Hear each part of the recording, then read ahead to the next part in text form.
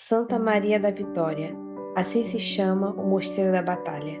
Grandiosa epopeia de arquitetura medieval, esculpida por abençoado cinzel de grandes artistas, que souberam juntar maravilhosamente no mesmo pensamento patriótico e o sentimento religioso.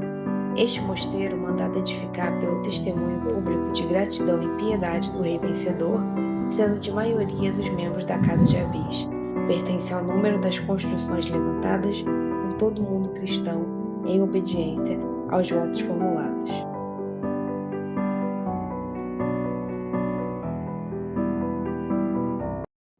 Olá pessoal, sejam bem-vindos a mais um vídeo no canal e hoje estamos aqui no Mosteiro da Batalha, localizado em Leiria, e nós iremos desbravar um pouco sobre essa grande arquitetura gótica ogival em solo português.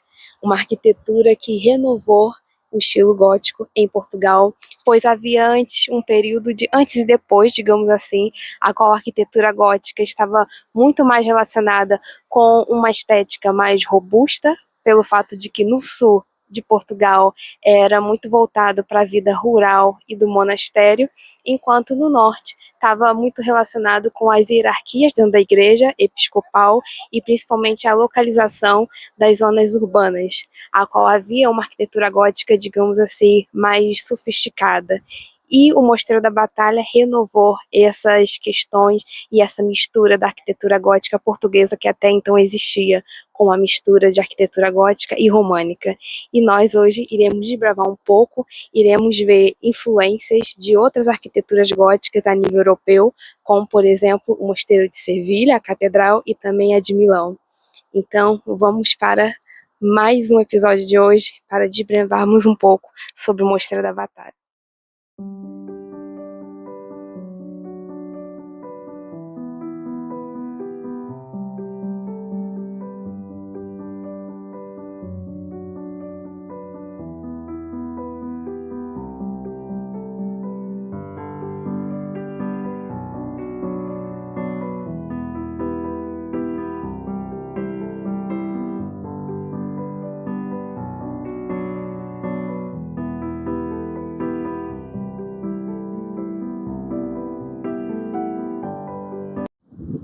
Uma das principais coisas também que mais me fascina no mosteiro, e que também é uma das grandes curiosidades a respeito disso, é a relação entre a família real inglesa e a portuguesa, oficializada com o casamento de Dom João I com a dona Filipa de Lancaster. E não só algo que me fascinou, mas também fascinou um dos grandes romancistas também da literatura do romantismo no século XVIII, que foi William Beckford. Ele ficou tão fascinado quando ele veio visitar aqui a arquitetura gótica, que é flamejante, né, ou radiante também, que podemos dizer assim, mas também ele ficou muito fascinado com os vitrais e que serviram de grande inspiração para a construção da sua própria propriedade privada, que é a Fonthill Abbey, e que foi arquitetada pelo arquiteto inglês chamado de James White, que foi um dos grandes inspiradores a fazer com que William Beckford viesse a Portugal, a qual ele ficou não só encantado com a estrutura da arquitetura gótica, mas também ele ficou encantado com a história e pela relação da Filipa de Lancaster com Dom João I. Fonthill Abbey é fruto do trabalho combinado de Beckford e White. Ao primeiro se deve os elementos básicos: torre solitária, residência cavaleiresca e a capela ou ruína monástica. Todos eles ocuparam o imaginário de Beckford desde muito jovem, alimentado pelo seu pai, pela literatura medieval e pelas ruínas do mais antigo mosteiro cartucho inglês, a Witton Abbey, situado numa vizinha propriedade da família. Beckford era conhecido como o homem que viveu pela arte, e ele considerava que a arte era a própria vida.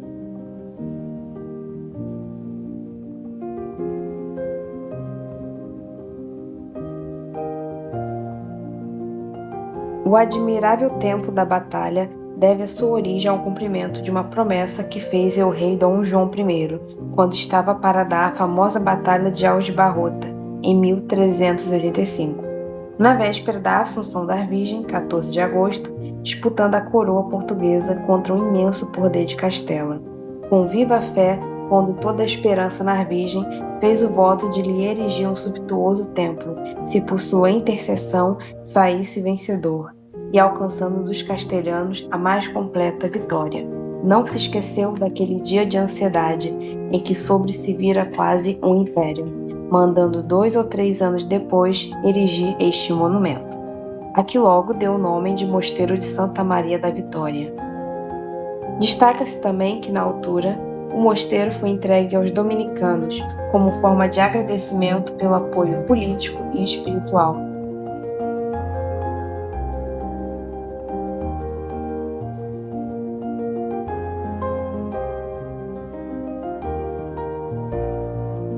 Na área externa, temos essa fachada magnífica que possui arquivoltas constituídas de 6 arcos sobrepostas, a qual os 2 arcos externos representam personagens do Novo Testamento, 2 arcos do meio a do Velho e os arcos internos que são representados por anjos.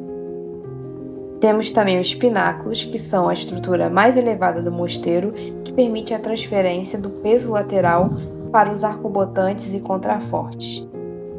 E estes são responsáveis pela sustentação do mosteiro. Além disso, temos também o gablete, que representam brasões do rei Dom João I e da rainha Filipa de Lancaster.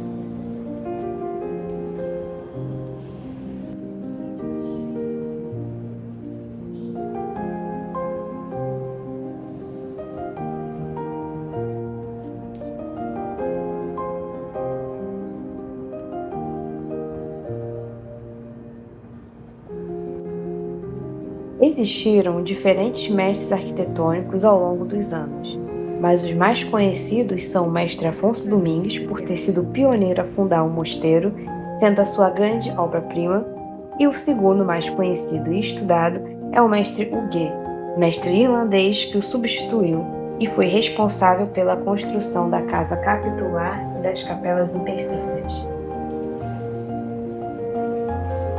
O segundo arquiteto, mestre Huguet, dirigiu as construções da nave central e do transepto do mosteiro, respeitando também as estruturas decorativas que imprimiu à construção o mestre português que o antecedeu. A abóbada de ogiva está muito presente na arquitetura gótica e que tem uma função em realizar a distribuição do peso entre as nervuras, que são constituídos pelos arcos de ogivas que se encontram em um ponto mais alto, garantindo a verticalidade, resultando em paredes mais finas.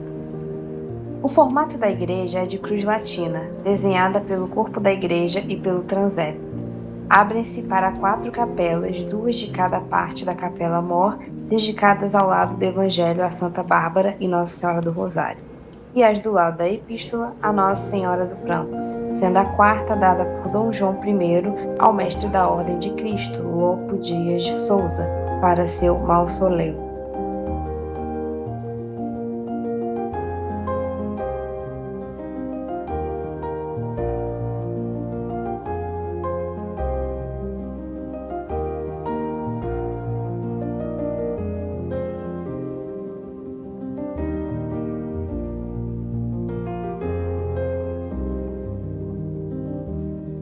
Dom João I, da dinastia de Avis, acrescentou a capela do fundador para servir de capela funerária à família, que é uma planta quadrada com 9 soberbas janelas, destacando-se nela um outro corpo, isolado de forma octogonal, que não era tão comum até então nas arquiteturas góticas portuguesas, que foi realizado pelo mestre Huguet, e até os elementos decorativos são de responsabilidade do arquiteto.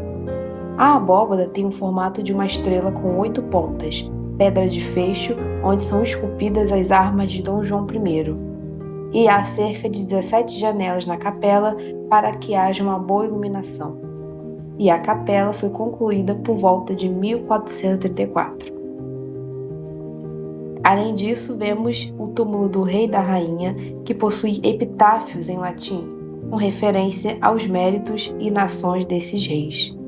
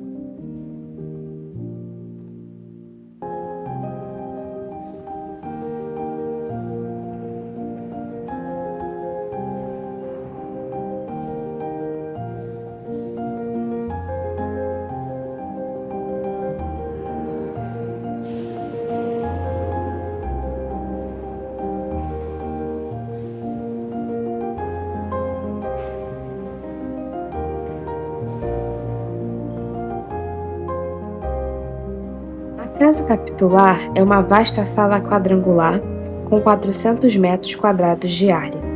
Sua abóbada abatida possui extrema elegância, não possui coluna e nem pilar intermediário. Na sua parte central, os artesãos rematam em flores esculpidos com os escudos das armas de Dom João I.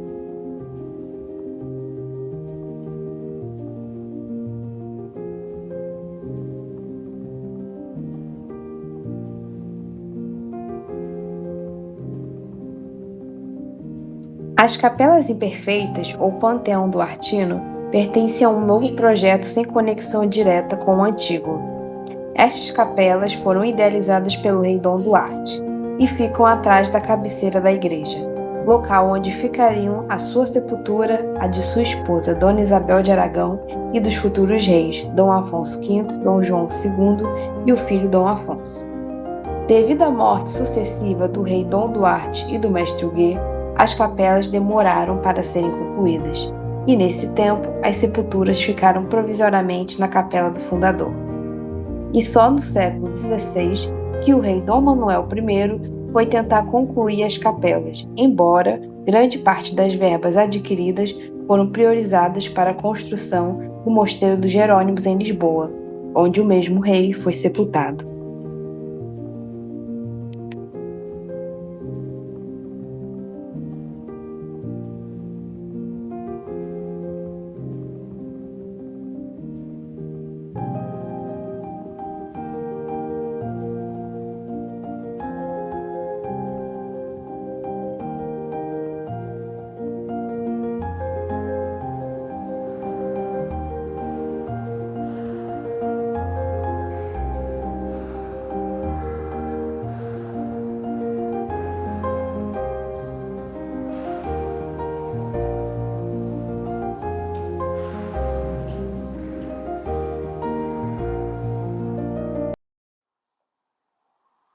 Gente, outra curiosidade a respeito do mosteiro é o claustro afonsino, que é um claustro que é bastante diferente dos outros que eu mostrei anteriormente, porque esse claustro ele é inspirado na arquitetura gótica mediterrânea.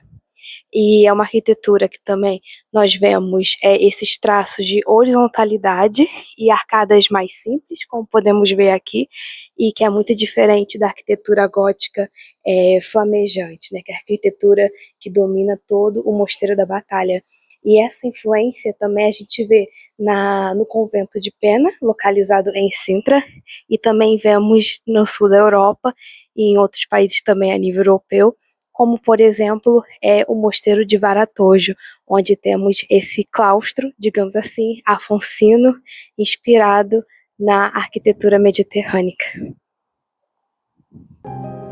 O claustro afonsino da Batalha, cuja construção foi provavelmente orientada pelos dominicanos, marca, pois, não só o funcionalismo, mas também uma nova vivência conventual dos valores evangélicos da pobreza e da simplicidade, porque muitos cristãos clamavam já no século XV, muito antes da Igreja os assumir no Concílio de Trento.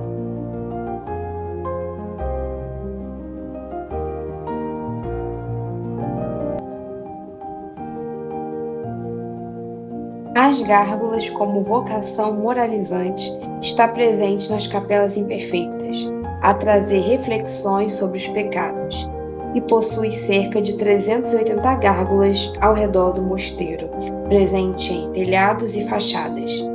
Elas não são meramente decorativas, mas sim também possuem uma função hidráulica para os edifícios. E o rei Dom Duarte tinha uma grande preocupação a respeito desse tema. A figura feminina era representada como símbolo de luxúria, sendo objeto que faz o homem a pecar. E nas gárgulas, os órgãos ligados aos sentidos são bastante acentuados, pois é onde se inicia o pecado. Por isso, há bastante exagero na questão dos sentidos representados nas gárgulas.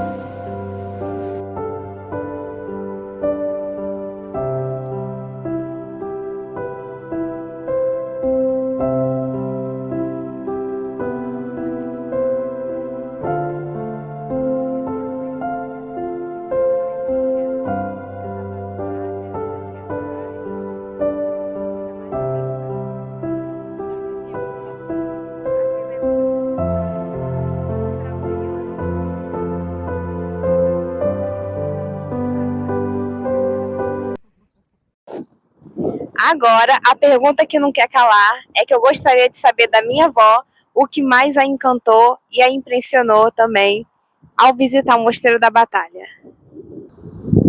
O que mais me impressionou foi o vitrais da igreja, as abóbadas e a capela do fundador, aonde se encontra o túmulo dos reis.